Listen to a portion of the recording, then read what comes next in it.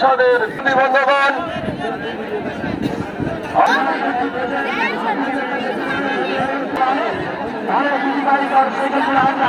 এবং মনির হোসেনের নেতৃত্বে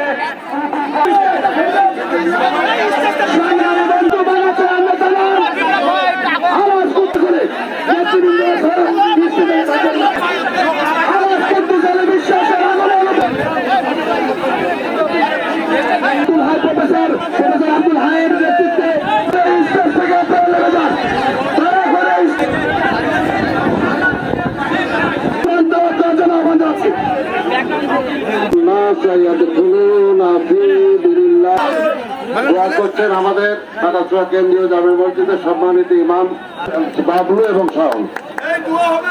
আলোচনা মাফ করে দেন সবাই বলে আমি। বিশেষ করে নারী পুরুষ আমাদের ভাই